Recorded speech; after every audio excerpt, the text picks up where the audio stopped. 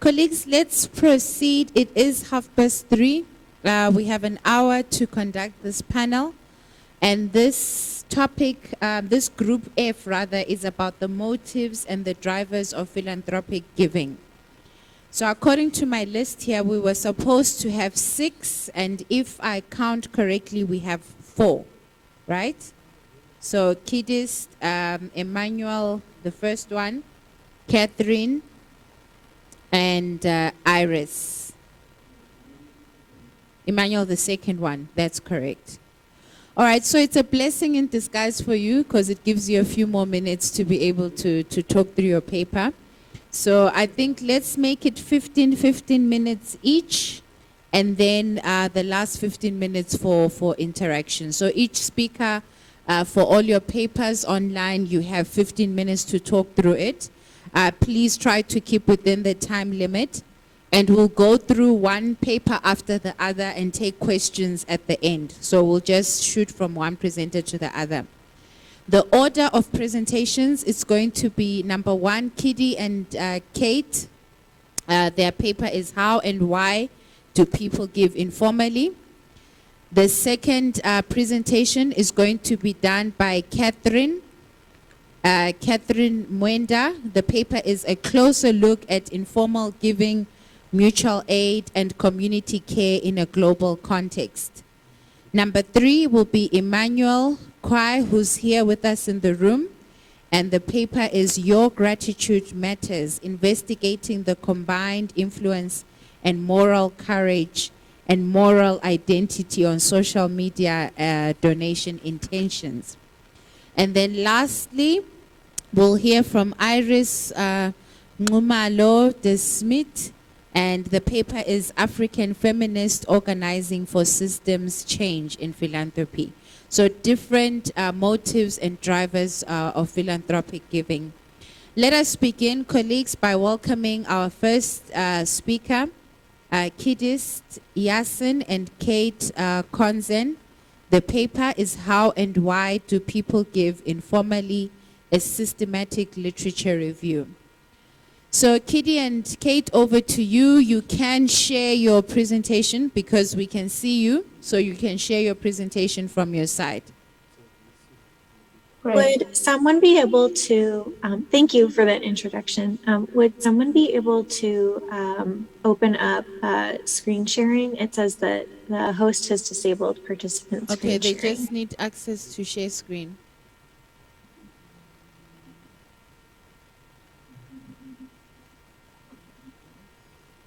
Just a second. Okay, try it now. Great, thank you. All right, thank you so much. 15 minutes, please, ladies.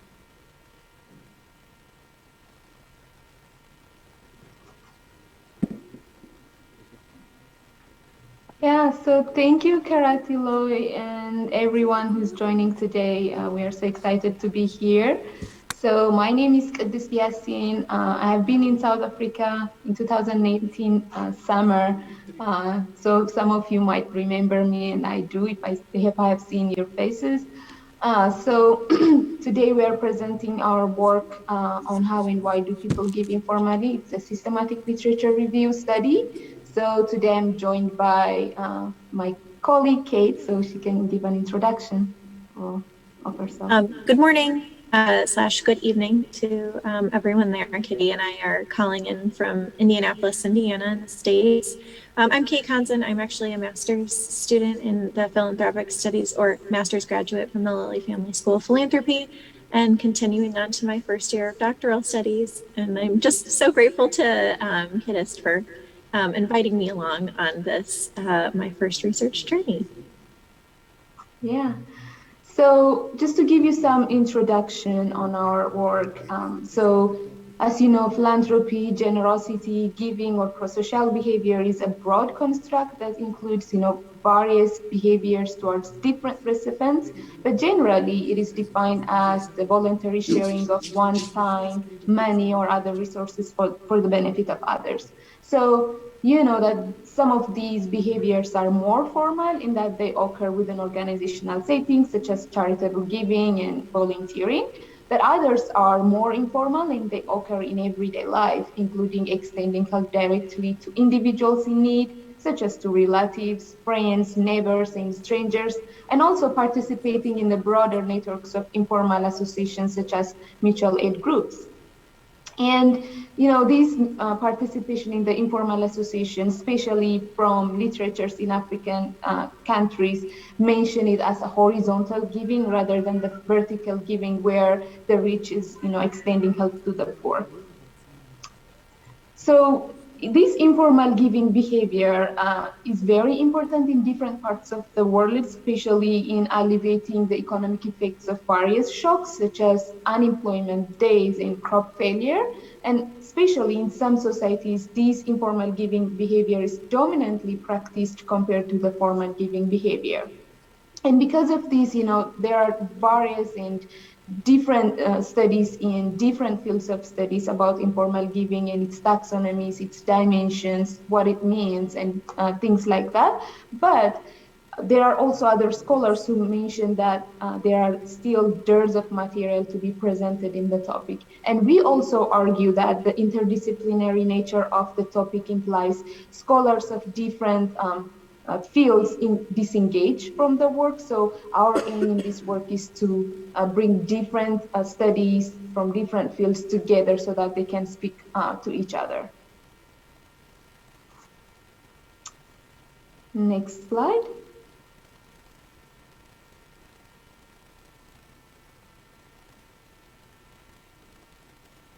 Case, I think you are on mute. I am. Thank you, Kitty. So our study aimed to answer the two following research questions. The first is, how do people give informally? And we're aiming to define and create a taxonomy of different types of informal giving behaviors from a swath of interdisciplinary studies with the hope of conceptualizing what we are referring to as informal giving behavior. And our second research question asks, why do people give informally? And here we're aiming to identify the motivations and the mechanisms that are serving really as the catalysts for participating in these informal giving behaviors. Yeah, so to answer our research questions and to meet our objective, we are using a systematic literature review design. So this systematic literature review is a replicable research design and enables the aggregation of theoretical explanations and empirical findings. And it also increases the transparency of inclusiveness and exploratory power of literature reviews compared to the normal literature review. And this method consists of three broad methodological steps that we follow. The first one is we locate, select, and evaluate the studies to be included in our study. And then the second one is to analyze and synthesize the final studies included in our study by using descriptive and interpretive analysis such as tables, developing concept matrix, narrations, and graphical representation. And the final step would be to report the results. So for the first step of locating studies, we conducted a literature search in an interdisciplinary and international, which means studies from across the world, academic literature database. And we used the Web of Science Social Citation Index. We acknowledge that this social science citation index might favor English-speaking journals, but among all other databases, this is the index where studies are relatively international and interdisciplinary. So we followed 3 steps to come up with the keywords to locate the studies that might be eligible in our study. And it's very difficult to explain it in the short period of time. We can explain more in the discussion time if you are interested. But one of the steps we took was to do an initial literature search using keywords informal giving and horizontal giving. And we also, for example, I also spoke with my co-chairs about the relevance of the keywords, and I spoke with librarian, different steps have been followed. But through that process of selecting the keywords, we came up with these 4 key concepts that you see on the first column: helping, giving, philanthropy or generosity, mutual aid, and volunteering. So these are the 4 key concepts that we find studies use to discuss about informal giving behavior. And the second column on the table that you're seeing shows the keywords specific to the concepts. For example, in the helping section, there are external helping, internal helping, spontaneous helping, and different other helping categories. And then on the third column, you see the major informal keywords that explain informal giving. And these are helping, informal giving, horizontal philanthropy, and gifting. So we have these major informal giving keywords for all the key concepts that we came up with in the first column. And so based on these keywords and their combinations, we have retrieved like 6,314 studies for the first key concept, which is helping, and we found 663 studies for the second concept, which is giving, philanthropy, and generosity. And then for the mutual aid section, we collected 236 studies, and for the voluntary section, we collected 602. In total, we collected 7,815. So because at this point in time, the helping section brought an overwhelmingly large amount of studies, which is more than 80%, we decided to drop this section. One of the major reason or justification we have to drop this section is that we have helping as one of the major informal giving keywords that you see in the third column. And so we think that even though we dropped the helping section entirely, we could still retrieve helping studies from the other key concepts that we are discussing. And so Kate will explain more about the process and how we took. Right, so we're going to walk through this Prisma 4-phase flow diagram to really help model the steps that were taken in our SLR. So first, as Kitty mentioned, we began with identification, and as Kitty mentioned, we had over 7,800 studies that we initially identified for our database cert using those keywords on the previous slide. And then of those studies that returned from our search using the keyword helping, as well as the duplicates were removed before advancing to the second stage, which was the initial screening stage. And we imported this 1,100 plus studies identified into an SLR web-based platform called Covidence that we learned about from 2 minutes, our colleagues. peers. Hello? 2 more minutes, Okay. please. Okay. I think maybe we should skip that Let's- and listen to the result. Yeah. Okay, so the first result is an overview. Maybe we can also skip this, the field of study, but one of the interesting results that we want to talk here is the geographical representation of the studies that we included. So finally, out of all the 7,815 studies we collected, we finally were able to focus on the 160 of them that meet our inclusion criteria.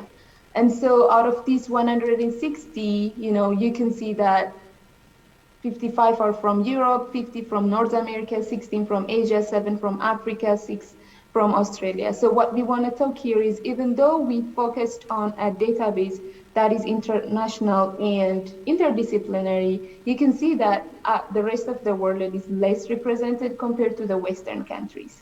So that's what we want to mention here. And then, yeah, Kate will discuss maybe the first two, informal giving behavior. So our preliminary findings, I'll highlight the first two here. So we have not completed our study, but some of the preliminary findings that we're excited to share with you explore the different types of informal giving behaviors that people are participating in. And the first being helping or individual level giving and informal volunteering, and that neighbor helping neighbors. And the second being mutual aid and self-help groups, community safety nets, and social support groups. So that neighboring might look like, helping a neighbor carry their groceries inside, taking care of a sick neighbor that you notice needs some help. And then mutual aid and self-help groups this was something that was kind of surprising to us, which was peer support groups that can happen both virtually, either online or in person, whether it's a cancer support group or Alcoholics Anonymous. Peer support shows reciprocal emotional support and encouragement, the sharing of information and material resources, or even just sharing similar stories and experiences for each other to learn from. I'll let Kitty talk about why people give informally. Yeah. So for this section, we coded like 10 different reasons why people engage in informal giving behavior. But let me just focus on the first one for today. So for the first one, we came up with the social exchange or reciprocity theory, which means that studies that investigate both giving and receiving shows that helping behavior is mainly reciprocated, meaning those who receive help from their kin, neighbors, friends, and within their networks are more likely to participate in helping behaviors, which underscores, the importance of reciprocity in informal giving behavior. And the last one that we analyze is the comparative results. We have, country level differences and formal and informal giving participation differences and gender differences. But let's talk about the country level difference. And here, cross-sectional analysis shows that, level of engagement in the formal and informal activities varied substantially across countries.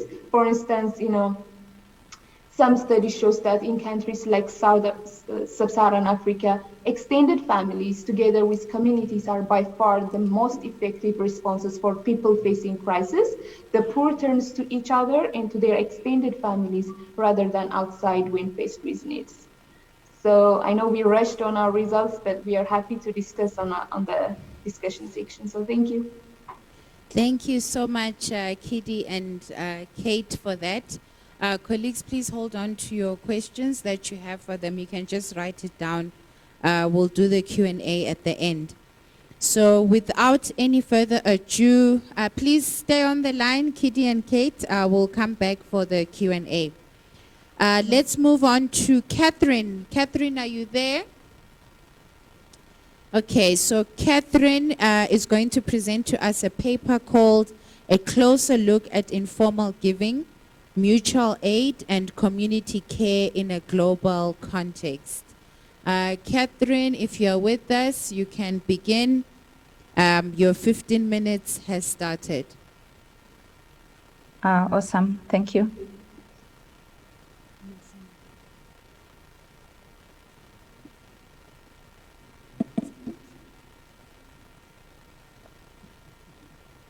Yeah, thank you so much, and it was really interesting to listen to my fellow presenters because they touch on a topic that I'm about to cover more in a quantitative format of demonstrating the magnitude and the trends and patterns in the sense of informal giving, specifically mutual aid and community care. So as noted,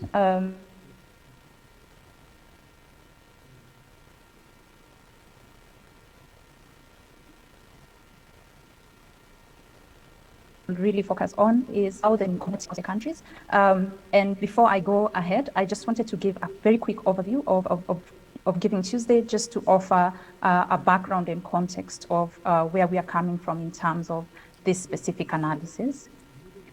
So Giving Tuesday, as you are aware of, is a movement of organizations, individuals, and groups keen to promote a culture of giving back in their communities and in the spaces they occupy.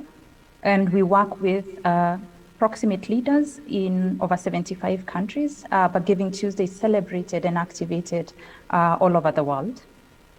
And how this happens is leaders show up in different ways. So there are those who show up as communities, including community foundations or community organized organizations. Others show up as leaders at the country level, mobilizing their constituencies to give back. Others pick a specific cause on Giving Tuesday or on a specific day that resonates with them most during the year. to celebrate and mobilize support towards a specific cause that they're passionate about. Others are just individuals who show up in different ways to encourage other people to give, to celebrate other people to give, and most importantly, to donate and just be there in terms of amplifying their cultures of giving. And others show up as coalitions who promote a specific cause, specific fundraisers, and want to send a specific message or awareness campaign. So specific for Africa, we are in these particular countries, 9 countries, and growing. And one of the things that Giving Tuesday is quite keen on is understanding its effect in terms of growing and nurturing giving. And the other thing is identifying, supporting leaders through data insights. And in addition to that, ensuring that we are collecting data that is relevant to the society and relevant to the rest of the development ecosystem. And this we've done through the Giving Tuesday Data Commons project. And just going beyond this, I just wanted to share this particular analysis that we did under the Giving Tuesday Data Commons. Just to note that the Giving Tuesday Data Commons is a collaborative of organizations, platforms, individuals, networks, but most importantly, our movement, which consists of organizations in over 80 countries. So in 2022, we sought to understand giving trends and behaviors, especially non-monetary. In 2021, especially non-monetary giving. So we conducted a behavioral study, which was an online survey between August the 20th and September the 3rd. And the essence of this was to understand how people are giving informally within our movement, but outside our movement. We interviewed 1,000 people in 7 countries. So that's 1,000 sample for each country. And the question we asked mostly is how they express giving, how they give in their respective spaces and in their respective engagements. And of the 7 countries, 1 included Kenya. So that's one of the things why some of the analysis here will be relevant, and happy to see how they also tie into the presentation earlier.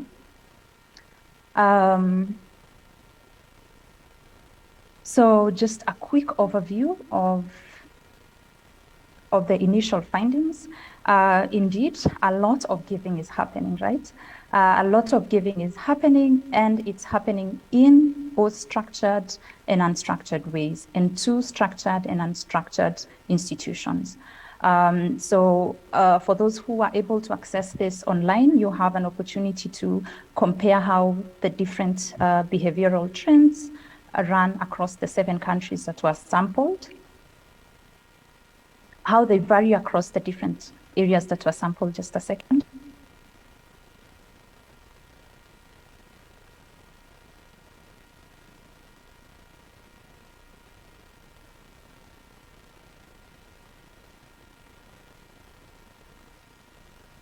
Apologies for that. I just had a background noise I had to cut off.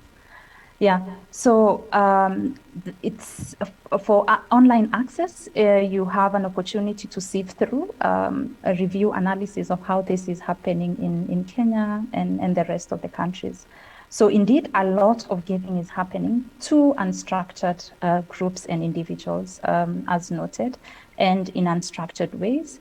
And when you compare the giving trends and patterns, and even just magnitude of giving across the different countries, you see Kenya and India is ranking quite high in terms of both monetary and non-monetary giving. And then the other thing that we've also noted from our analysis is that all this is interconnected. People don't just give in one way, they give in many ways. So donors who are likely to give monetary donations are also likely to give other forms of giving, other forms of donation, including in kind.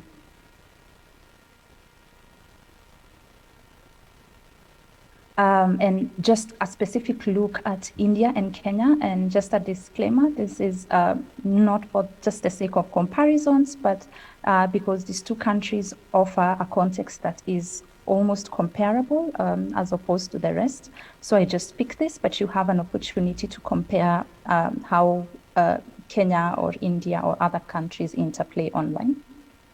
So 99% of those sampled or those who responded noted that they give to registered organizations, but they also note that they give quite much more to unregistered groups and individuals. And they also give to structured organizations at the community level. These are like community organizations or community foundations at that specific area. Unstructured organizations are more registered and non-registered networks, but these are networks that are very proximate to the donor. And then in terms of what they give, money is important. But as you can see, when just sampling Kenya alone, 60% compared to the 90% who give money. When you compare to goods and in kind, slightly higher number give goods and in kind support at that country level. And when you compare the beneficiary, a lot still goes to more unstructured groups or individuals. When it comes to time, less time goes to registered organizations, but when you still see the trend, a lot still goes to unstructured groups and individuals, and a lot still goes to unstructured groups and individuals when it comes to advocacy. And advocacy is more of the increased recognition of voice as a philanthropic asset, especially among young people. And in terms of how does this play, what's the multiplicity effect of the different forms of giving? You can see just sampling India and Kenya, and based on just the samples that we focused on, you see the multiplicity of giving things, money and time offer a huge and a bigger basket of philanthropic assets at 82% for Kenya and 58% for India. And just to kindly also note again that this is not entirely comprehensive. There's just so much that is still not recorded when it comes to amounts given.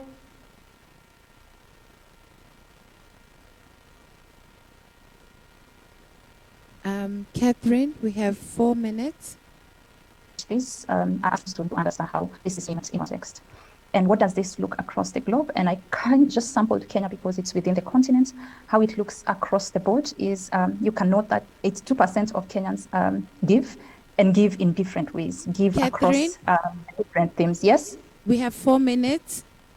All right, I'm about to finish. 82% of Kenyans who are sampled give across and give different things, give across different beneficiaries and give different things. And you see in other countries, there's still a huge opportunity to grow mutual aid, where at least 25% of those interviewed noted that they do not give at all. So that's an opportunity too. And beyond the numbers, won't really go through this, but you can see from a sample or a case study of a mutual aid organization in Kenya. Those were some of the numbers, but beyond numbers, the stories that are coming out on how people view and value giving. There's more recognition of giving, including blood donation as a key component and a valuable form of giving, especially amongst young people. And just as a summary, so what does this what does this really reflect, and how can we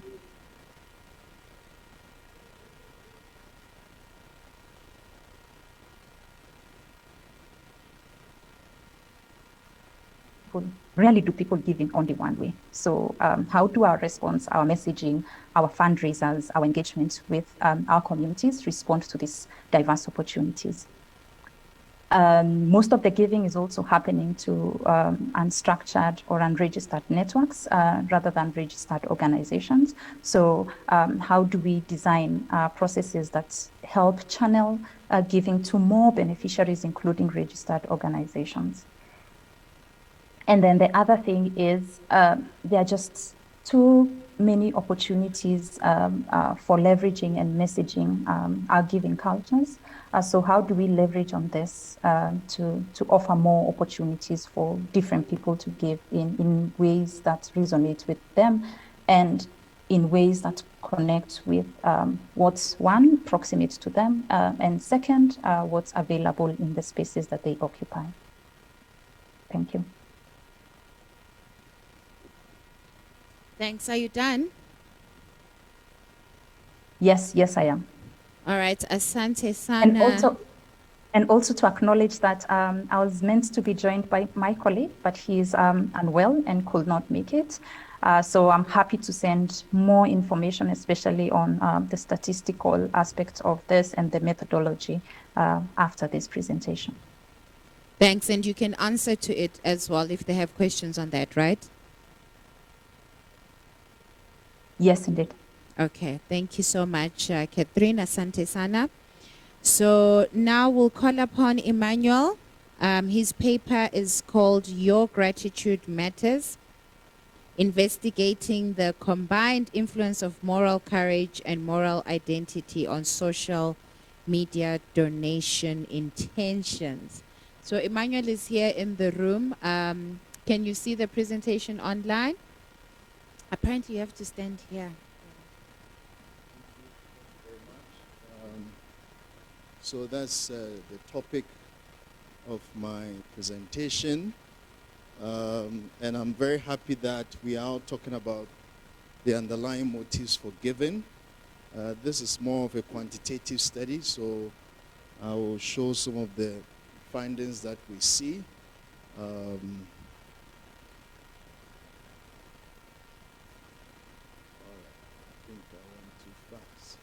Okay, so behaviors that focus on others is everyday thing that we see in our lives. And the study actually focuses on understanding giving behavior on social media. So how do people and why do people respond to social media donation solicitations? We know that helping takes many forms, as our presenters have talked about, informal, formal. But this work actually, we want to understand how do people respond to online solicitation.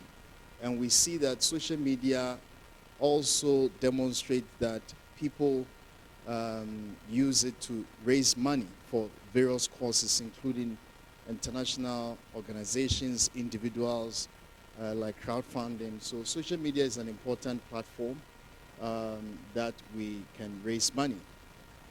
But there are issues there. There are potential for, humiliation, threat. People sometimes don't express themselves the way they want to. There's social pressure that may either promote or inhibit social media donation. The idea of impersonal representation on social media. I don't want to be seen. I don't want to say things so that I get a backlash. So people sometimes, as I said, exposed to humiliation, loss of social status, verbal abuse by taking a stand for a cause that they believe in. So we felt that the idea of moral courage, being able to stand up for or taking action that reflects in a person's moral or sense of what is just, can be a mechanism that drives giving behavior. So moral courage is a useful antecedent of giving. We also explore, this thing is not working.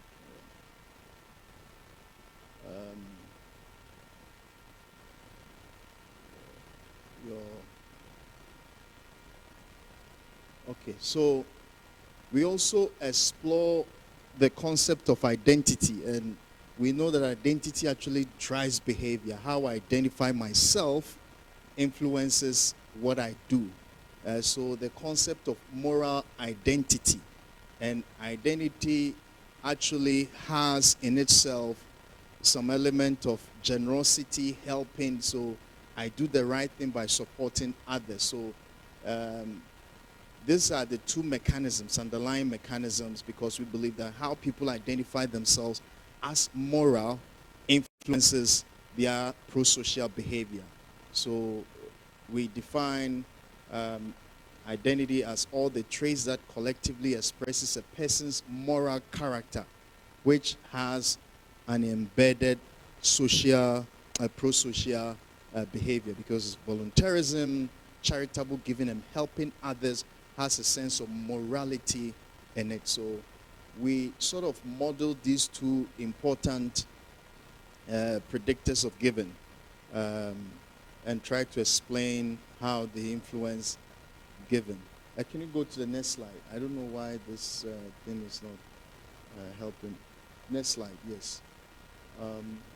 Okay, I think I've explained that. And the idea is that moral identity and moral courage has been used in many domains, but we have not actually explained that in the context of giving.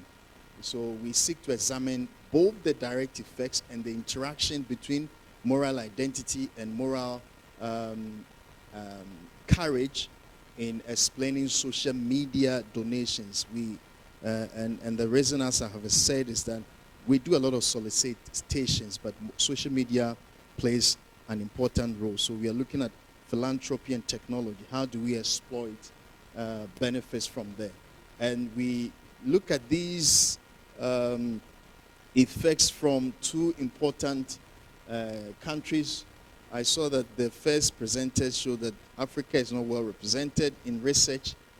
So we look at Kenya and Egypt as the main context of the study. So what is the role of moral courage and moral identity? Yes, I forgot to mention that we also explore what the concept of a sense of gratitude, being grateful for life, being grateful for what others have done for you, is also something we see on social media a lot. People come, I'm grateful for this, I thank God for that, I have this. So can we use a sense of gratitude as a mechanism to explain donation behavior? And lastly, how do these factors interact? Next slide. So this is a conceptual model.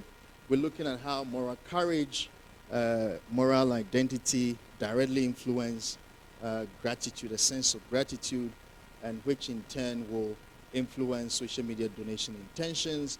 And then we look at the combined effect of moral courage and moral identity. So we hypothesize that those who are morally courageous are more likely to express a sense of gratitude, and also which in turn will affect their social media donation. Moral identity, which has an element of generosity, helping, and pro-social behavior, will also improve people's sense of gratitude and ultimately their donation behavior. And the combined effect of the two factors, which is here. All right, next slide. The theoretical framework is the social cognitive theory and theory of positive emotions. Social cognitive theory suggests that people behave relative to the cues that they see around them. So when you see a solicitation online and you feel strongly about it, you are likely to evoke your moral courage or your moral identity. I identify with this cause, therefore I want to support it. And also, if people are talking about how bad it is to support maybe donations online, because of your moral courage, you can stand up against those things and actually support those causes positively. So the idea of interpreting cues and responding, and also theory of positive emotions is used to explain the mechanism of gratitude. Gratitude is an emotional state. I'm grateful. So how do we use gratitude as an emotion to to drive pro-social behavior. And we borrow from these two theories as the foundational theories. So as I said, we use both Kenya and Egypt. It's a convenient sample. We host the data on Qualtrics. An independent agency collected the data. The minimum we collect from each country is 300 respondents. And the analysis, we use M+ as the main analytical tool through structural equation modeling. Next slide. All right, so this is the modeling. This is the results that we see. This is for Kenya. Next slide. I will explain what we find. Next slide. And this is Egypt. So we test the same model in both countries, and we see a certain pattern of effect. This is the raw data, which has both the confirmatory factor analysis side and the structural path analysis. Because of time, I wouldn't go into, but these are the results. So we see that it is only in Egypt where moral courage influences a sense of gratitude. So those in bold are the significant effects.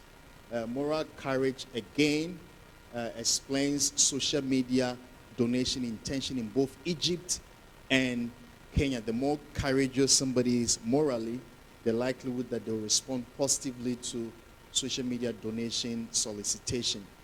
Again, go back, please. Moral identity has influence on the expression of gratitude. The interaction effect was not significant in Egypt, Kenya, but it was significant in Egypt, although the effect was marginal at 10% level of significance. And lastly, we see that gratitude was more positive in Egypt than in Kenya. So more Egyptians were more grateful. And I think we have to evoke certain contextual issues to explain why vis-a-vis their political and socio-cultural environment. Because we see, for example, moral courage was strong in Egypt than in Kenya. Please, next slide. And the results, these are the fit indices in terms of the models came out very well.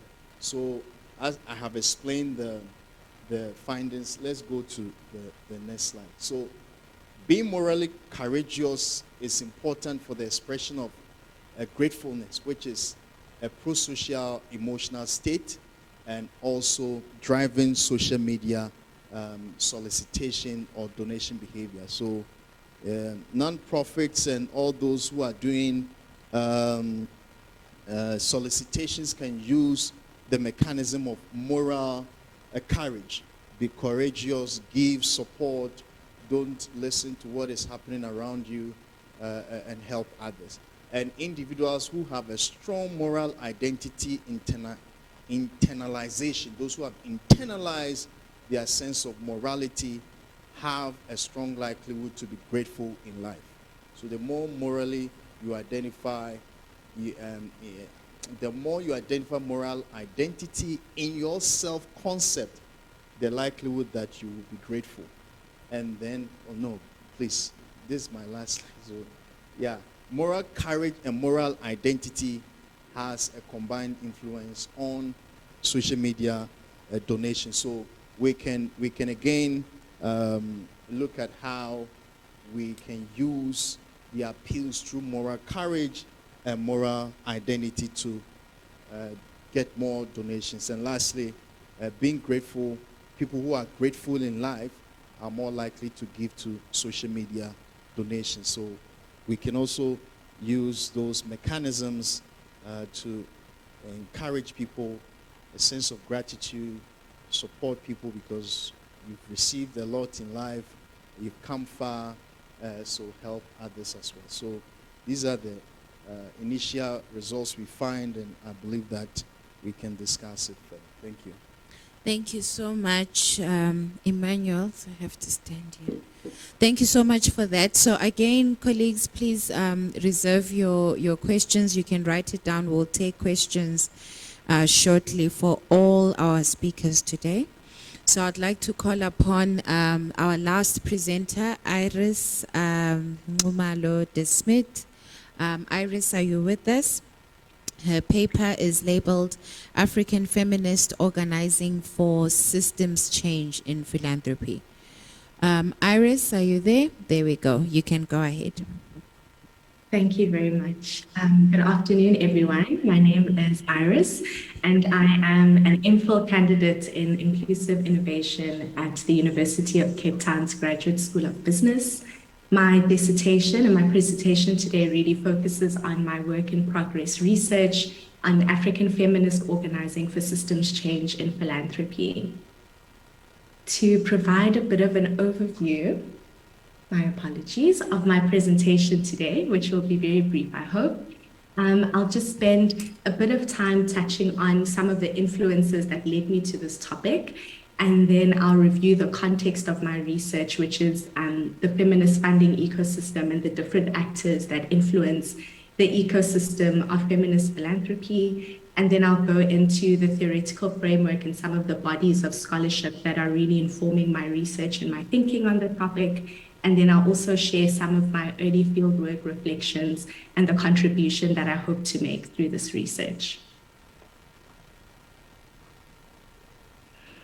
So what initially drew me to this research was my experience in philanthropy, which really illuminated how strategic philanthropic practice contributes to the underfunding of feminist movements and women's rights organizations. And with this tingling and this suspicion based on my experiences in philanthropy, I started conducting some research on the state of funding flows towards feminist movements. And I became very curious about why only 1% of funding was allocated to feminist movements and women's rights organizations, even though that funding was earmarked specifically for gender equality and women's empowerment. And as we can see from the slide, and the image that was created by the Association for Women's Rights and Development, what we see from the slide really is that there is a plethora of funding that is dedicated towards gender equality and women's empowerment. However, it seems that this funding is missing the movements and the organizations who are doing the most transformative work. And because feminist analysis of philanthropy and money as a political resource really politicizes the diversion of these funding flows, I was particularly curious about the ways in which actors within this ecosystem seek to influence the ways in which money and philanthropic funding flows are directed and channeled towards feminist movements and women's rights organizations in particular. Another thing that also drew me to this research was an interest in the prevalence of contradictions that exist in social purpose work and in social purpose organizations in particular.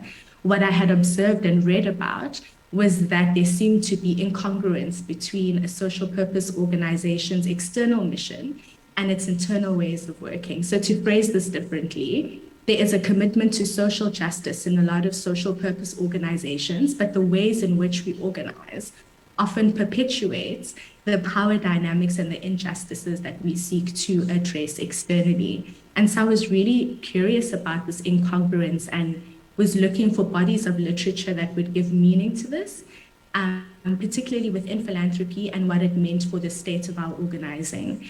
And drawing on the invitation that is presented on the slide and the clarion call to reimagine current forms of organizing, my research is interested in exploring how paying attention to the inner lives of our organizing through positive institutional work supports efforts to advance systems change in philanthropy.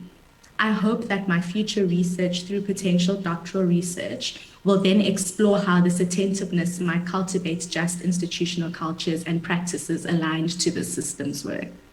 The research questions that are shaping the research that I'm presenting today was firstly, how do African feminists engage in the practice of positive institutional work within the feminist funding ecosystem? And some of the sub-questions that influenced this as well was, how does this commitment to transform philanthropic practice influence how they organize internally? And lastly, I was curious about how this attentiveness to power might expand current conceptualizations of positive institutional work as a form of organizing, and then also some of the theorization around systems change literature. My entry point into this topic was initially feminist funds, and I've broadened that to really appreciate the feminist funding ecosystem. Initially I was drawn to feminist funds because of their practice of feminist philanthropy, which is rooted in justice and solidarity, which is rooted in a commitment to engage in philanthropy as a political project to redistribute power through capital and accompaniment processes. And I was also particularly curious about how feminist funds were located within movements as opposed to positioning themselves as benevolent outsiders, as is the case in institutionalized philanthropy. Through the literature review, I shifted my focus from feminist funds to focus on the ecosystem more broadly, because one of the main components of systems change praxis is the shifting of the nature of the relationships between different actors in the system. Through my fieldwork, I refined my focus on systems change in institutional philanthropy, noting that there are different forms of philanthropy that have been highlighted by different presentations today, including forms of mutual aid, community care, informal giving, and the many other ways that we make reference to horizontal forms of philanthropy. And as represented on the slide, we see that there are a range of actors really shaping this ecosystem, from feminist funds to feminist movements and women's rights organizations, allied movements, which speaks to organizations whose social justice work intersects with feminist movements. For example, queer organizing, climate justice organizing, organizing around racial justice or labor rights, for example, including also the range of civil society organizations and funders, whether they are public funders or private funders, who contribute to the feminist funding ecosystem. Through my fieldwork as well, I also discovered the variety of ways in which movements are resourced. And Halima Mohammed in particular references two approaches. She speaks to internal resourcing, which is the skills, the knowledge, the talent, the time, the efforts, and the social capital that people within movements use to resource their movements more expansively.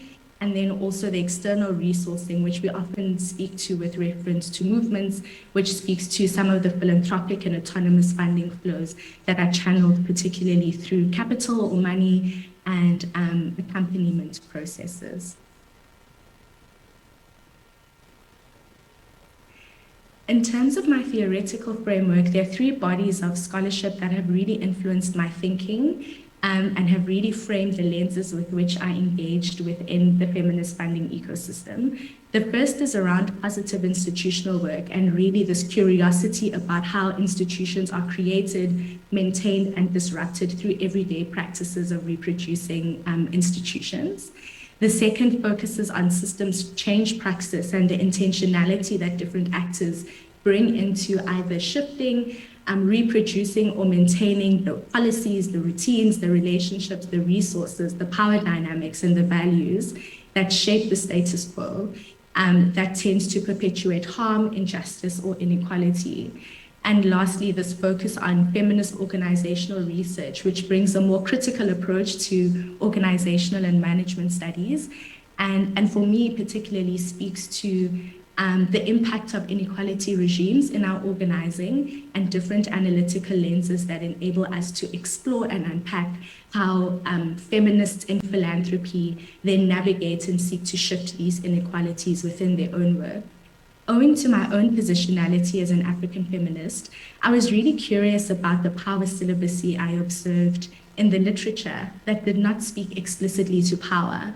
And it is for this reason that my analytical framework also includes feminist organizational research, because it sought to support my efforts to contribute to the literature, particularly around systems change and positive institutional work, by speaking very explicitly about the social reproduction of power and the deliberate actions that individuals and collectives pursue on a daily basis to disrupt power asymmetries through their institutional work as a part of their practice of systems change. One of the things that I have seen both in my fieldwork and in the literature about the ways in which feminist praxis animates positive institutional work and systems change is fourfold. I think number one, feminist praxis really centers critical power analysis and intersectionality in order to disrupt these power celibate approaches to neo-institutional and systems change approaches. Secondly, it integrates collective care and healing, and this is really in alignment with existing systems approaches. The third contribution is that it names the meta-systems of oppression, and it brings a greater sense of historicity to our work around systems change. And lastly, it also experiments with new ways of being in movement and in organizational spaces, and reflects the different choices that African feminists make and how they organize. Yes? 4 minutes. Awesome, I'm almost done. And how they build collective power. One of my second last slides is about what is emerging in my fieldwork at the moment. And I've shared I've shared the framework that is informing how I'm analyzing the fieldwork interviews that I've done with 35 different stakeholders who sit in different parts of the feminist funding ecosystem. And I've represented some of these findings using the kind of 3 layers represented in the 6 conditions of systems change on the slide that Tanya Kramer and Senge recommend in kind of their approaches to systems change. And on the slide, I've also mentioned what I'm observing. I mean, one of the first kind of entry points into the systems change praxis of African feminists in philanthropy was really this commitment to shifting resource flows, to dedicating more philanthropic funding towards feminist movements located on the continent, and also a focus on bringing a diasporic contribution to that by focusing specifically on resourcing Black feminist organizing across the world with a focus on the majority world.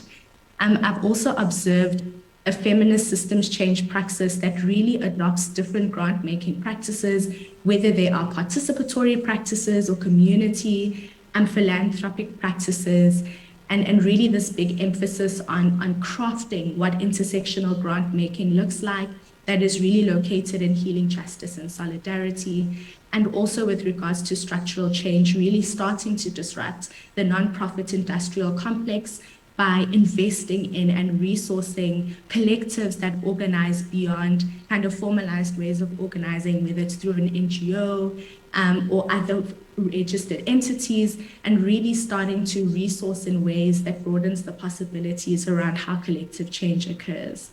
One of the relational changes that I've seen African feminists contribute to in philanthropy as well is how they position themselves as movement supporters and not as benevolent outsiders, and really politicizing both the roots of that philanthropic funding, so how that wealth was accumulated, also politicizing the macroeconomic policies that enable the concentration and the hoarding of wealth, and proposing feminist macroeconomics alternatives to that, but also seeking to shape some of the funding priorities by engaging directly with grassroots movements and championing more constituency-led approaches to philanthropic strategic plans, as well as to the focus that many philanthropic You have 1 minute, Iris. Brilliant. And then the last point that I'll make is around some of the mental models that African feminists seek to shift in their philanthropic practice that is really rooted in disrupting technocratic and industrialized approaches to social change, really contesting and remaking colonial legacies of philanthropy, and challenging the fragmentation and the siloed funding that is often expressed through philanthropic practice that fragments movements and also limits the possibilities of cross-movement collaboration. I will end there. Thank you very much. Thank you so much, Iris, and to all the presenters. Actually, everyone, thank you for managing the time. I'm sorry I was disturbing in some cases, but we made it. So let's take questions for the 4 papers that you've heard. Comments are welcome as well. So just a reminder, we had Kiddy and Kate first, and we had Catherine straight after.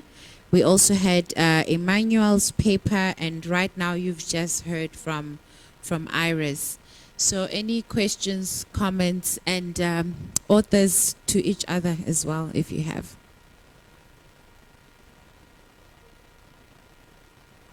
Okay.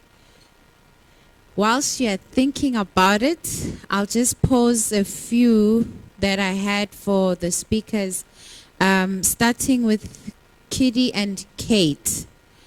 I know it's more of a literature review that you've done, but I just wanted your stance on why do people give informally? So what's your conclusion? And if you were to say it in one sentence, why do people give informally? Your own views, please.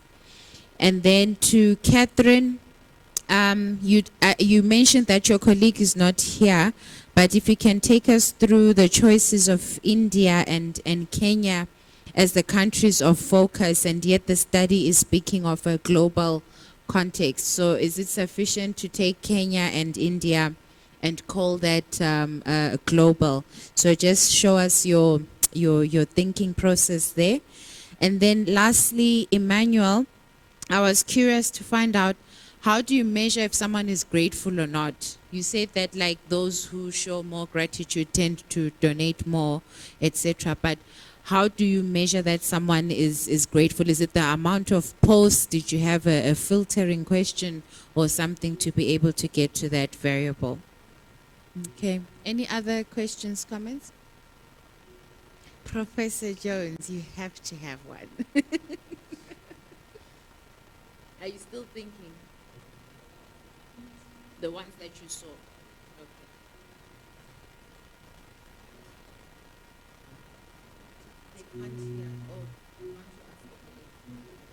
Okay. All right. Cool. Any other questions, comments? We didn't hear that question. Can You did not repeat hear. that? Okay, I said for your paper, you did declare that it's a literature review, which is all fair and Not fine. yours. I'm sorry, not yours, but the other question. Oh, I he thought said he's another person- thinking. He said he'll come now. He hasn't asked yet. Oh, Yes. all right. Sorry. Maybe you can go ahead and answer. Okay, so yeah, we would really love to explain on that, on why do people give informally. So we coded like 10 different explanations for why people engage in informal giving behavior. But for now, so the first one that stands out where different studies mention a lot is the social exchange or reciprocity. So people give informally because of that reciprocity norm among each other. So studies that focus on both giving and receiving, they have found that people who received more tend to give more informally. So one of the mechanisms was that reciprocity norms among neighbors, friends, and relatives was one of the causes why individuals engage in that informal giving behavior. But others also mention about social identity. For example, community identification, such as seeing myself as a member of my local community, increases the perception of support. And so that perception of support and the availability of support in turn facilitate the actual giving and receiving behavior in the informal form. So I hope I answered it. You did. I really don't have, if I only had one sentence, I really don't have much to add to that at all. The only other thing that I would touch on that Kitty actually covered in our presentation are the gender differences. So if you are a woman, you are more likely to offer informal giving services or informal giving exchange. And it also is largely dependent upon cultural norms in the geographic area that we're looking in, and also just even at a national level. Thank you very much. Catherine, I see you're ready to go. Yes, I am. So the question around why the comparison between Kenya and India, just to note that I did mention that the study was conducted in 7 countries, Brazil, Canada, India, Kenya, Mexico, UK, and the United States. And just for the interest of the conversation, I sampled Kenya and India, just for sociopolitical and cultural comparisons, not entirely, but I felt that this did offer a closer comparative analysis than in other countries. But then just also to note that the report for this is also visualized in a way that you can compare Kenya against any country or one country against any other country. And I'm happy to share a link that can help you navigate the comparisons in terms of the trends across the 7 countries. So the comparison can be done across or between many other countries. I just picked the 2 for the sake of this discussion. Okay, and in Africa it was only Kenya? Yes, in Africa it was only Kenya, at least for this. Yeah, and also just noteworthy that Giving Tuesday is totally committed through the Data Commons project to engage researchers and other stakeholders to understand more about this, to compare findings around mutual aid and community care. And beyond this, just dig deeper into the motivations and other cross-cutting issues. And just also to note that my colleague Pasa just joined me. So Pasa, if you have a comment around this or a question, please feel free to engage. Thanks, Catherine. That basically explains it. But another thing is also resource constraints and survey providers. So we would love to run these surveys everywhere in all countries globally. But the reality is there's resource constraints, and the survey providers don't give us every country. So we have to balance resources and what countries that the survey providers offer the surveys in, and there's a lot of considerations in terms of like which countries get selected. But yeah, we try to, throughout other projects in Giving Tuesday as well, be more diverse in like the countries that we sample and we look at. But yeah. Thank you. There's a sound issue where you need to come here.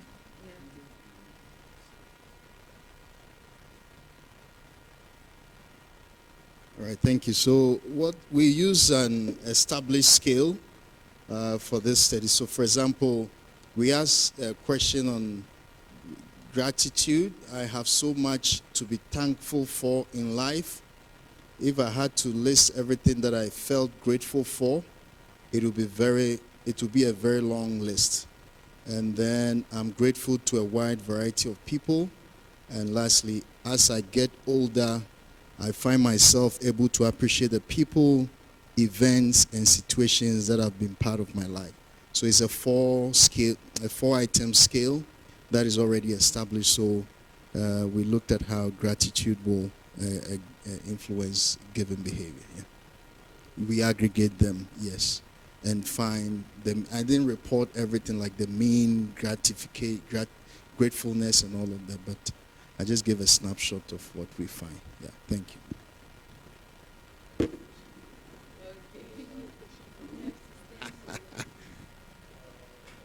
I think you addressed a question I wanted to ask, the gratitude bit. And in my mind, I was struggling to understand why would a giver or a donator, someone who donates, feel gratitude before he or she gives?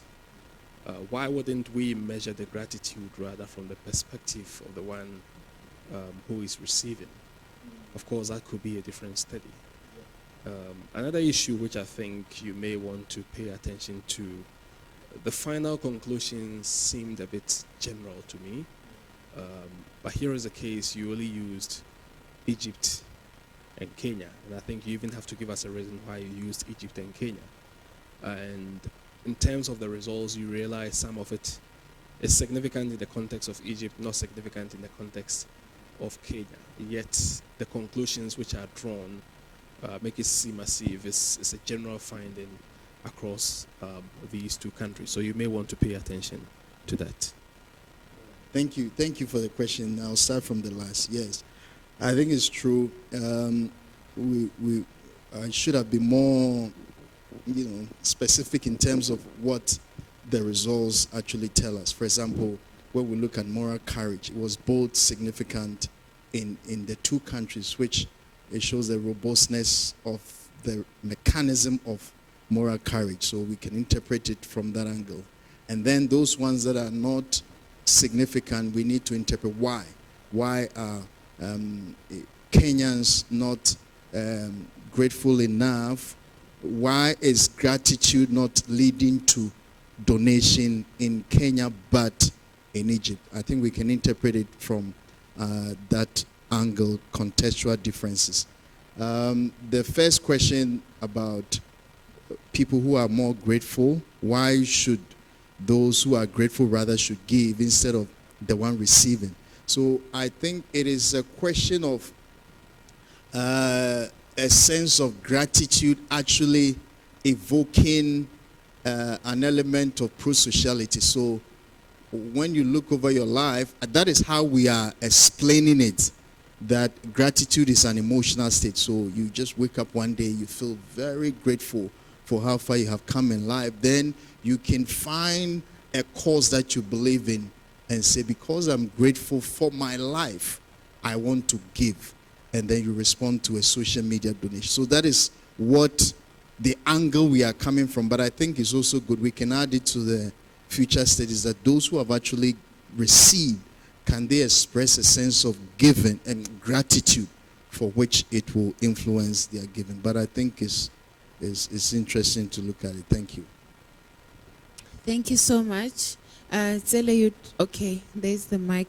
But can you show us who's got the question online? It's a Q&A, right?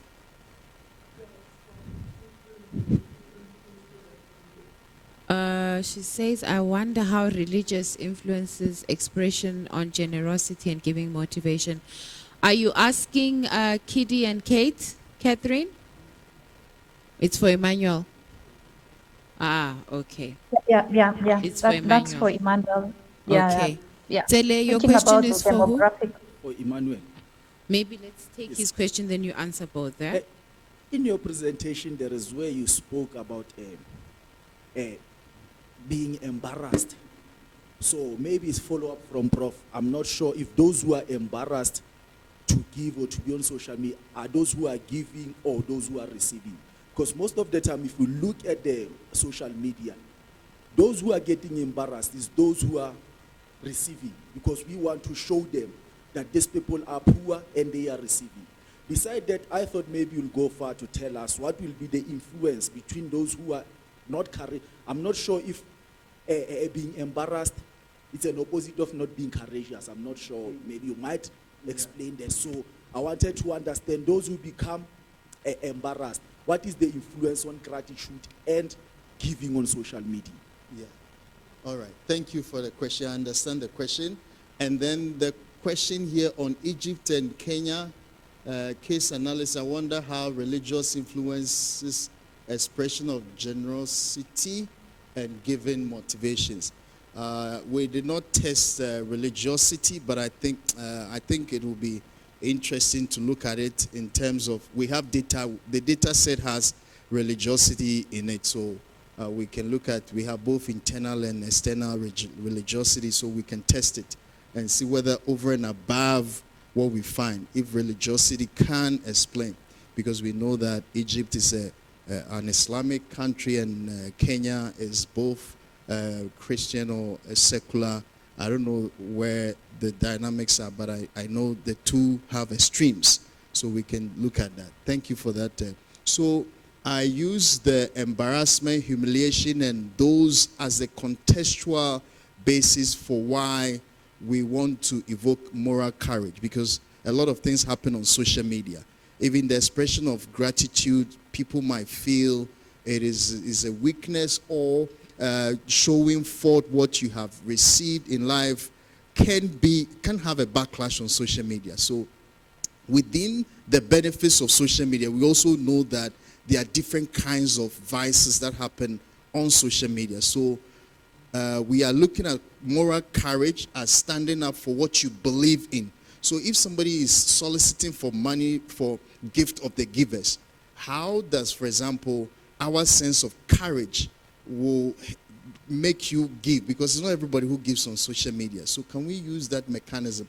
It's not because those who are rather receiving, who feel humiliation or feel threatened. We are looking at the social media ecosystem as a contextual basis or as a background information for why we did the study or understanding social media donation behavior. Thank you. There's somebody on the call called PCA. PCA, we can't see your names, but you can go ahead and ask your question. Is she still on the Thanks call? so. Oh, okay. Go Yes, ahead, please. I'm still on call. Okay, thank you so much. Would the last speaker elaborate a bit more on the structural changes? I like the upside down triangle. So structural change, I'm presuming, or let me not presume. May the speaker just elaborate more on the structural change? And then to Dr. Emmanuel, you were saying that this moral courage can influence social giving during social media. Just may you clarify that? So if you don't have that, that means you're not going to give more? Thank you. Let me first understand. Peace is Portia, right? Yeah. Yes, the I last apologize, speaker, Portia. do you mean Iris or the last person who spoke now? Iris. Okay, Iris, I'm not sure if you heard the question. Yes, I did hear it. You can please, the respond. speaker who was speaking from the feminist perspective. Okay, you can respond, Iris. Okay, awesome. Thank you very much, Portia, for your question. So in that inverted triangle, the authors sought to demonstrate the three levels of systems change. And so the structural change is what they believed was the most explicit. It's what we often focus on when we talk about systems change. So a lot of work and advocacy around shifting policy, shifting practices, shifting resource flows. And part of the reason why the triangle was inverted is because the argument is that a lot of our systems change efforts focus there on the structural change that is more explicit, but they argue that there are other components as well that advance systems change praxis, such as the relationships and connections, the power dynamics, which is some of the things that are perhaps less explicit. And then lastly, the mental models, which is what they argue is where most of the transformative change occurs and is seen as kind of more implicit, the more hidden work of systems change. Portia, does that answer your question, or would you like me to go into more detail? Perfect. Thank you. Thank you.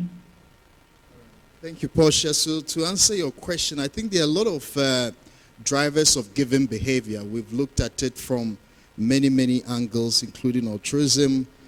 Here we are focusing on the moral foundations theory. We believe that morality is an important driver of many behaviors, and we know that generosity or pro-social behavior is actually embedded in giving. So we're not saying that if you don't have moral courage, you cannot give, but we are looking at donation behavior from that route.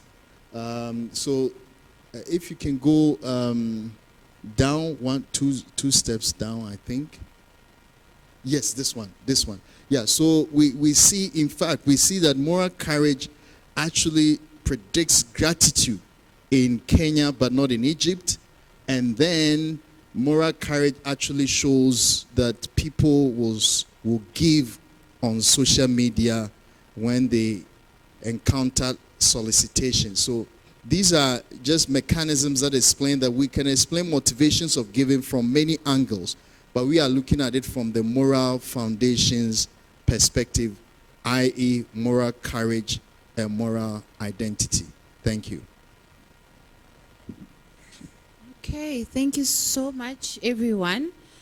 Are there any last comments, last questions? We have about 10 minutes. You have a question, okay. So I wanted to ask the first presenters. So what is how do you differentiate what you saw and what has already been established in the literature, because you're looking at giving behavior, but you're looking at informal giving. The findings that you see, is it surprising? And what do you find differently? Or what is unique in terms of your findings? I think I was curious to understand what is unique from what you did. I know that it was a literature review and all of that, but what stands out? Thank you. Kate, let me go first and then you. Yeah, absolutely. Yeah. So thank you for that question. So our objective was, as we read the literature about informal giving behavior, we learned that, different fields of studies are disengaged with the work because there are there is a work about informal giving behavior. So first of all, we focused explicitly on informal giving behavior. That is our focus. And then, so there are different fields of studies have studied informal giving behavior, but there is no study, as far as we know, that conceptualize informal giving behavior from this interdisciplinary literature. So that is our objective in doing this literature, so that we have one paper that can discuss about the theories, the findings about informal giving behavior. About your question, we have seen that we expected that informal giving has been little studied in different fields. That's what some scholars have argued. But from our study, we've seen that there is actually a lot of studies about informal giving behavior, but because it has been studied in different fields of studies, then we didn't know that we had these large amounts of studies in the informal giving behavior. And the other objective was to assess what informal giving means by itself from these studies, so that our objective was to conceptualize the behavior. And Kate has did a really great job in presenting what informal giving includes, but we didn't have enough time to talk a lot about it.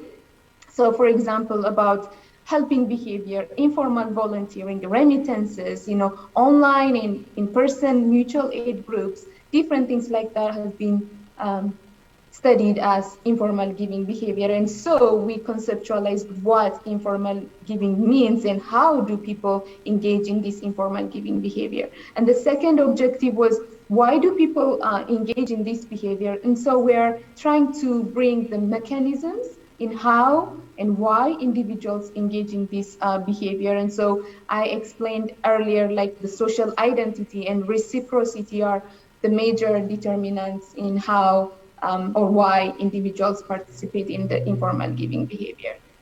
So Kate, do you have anything to add?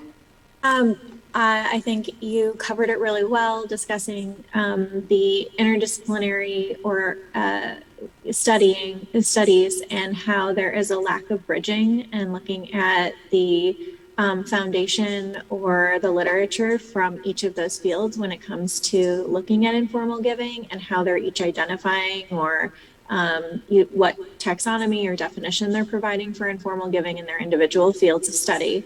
As well as what was the biggest surprise for us that we didn't intend to see is, if you remember, there was a slide that we showed with a graph of the number of different disciplines that we looked at, and one of the top categories, I think it was the second one, was actually health and medicine, and that specifically looked at, and I didn't get a chance to go over this in the results section, but one of our findings was actually informal caregiving as a primary method or model for informal giving. And informal caregiving often looks like, an informal, and so informal giving, we defined it as someone who is helping someone that was outside of their immediate family or household. So this was taking care of a sick neighbor and helping them take their medication, driving them to doctor's appointments. So that has actually been studied exceptionally well in terms of health and medicine, but it's never worked its way over to the field, to third sector research. Additionally, what was really helpful in kind of codifying the why it happens was also looking at time use survey studies that were found in kind of the economics, under the economics discipline, for volunteering among retired or older adults, specifically just because they have more time. So that's another major contributing factor that I think was also a surprise to me as an early green researcher.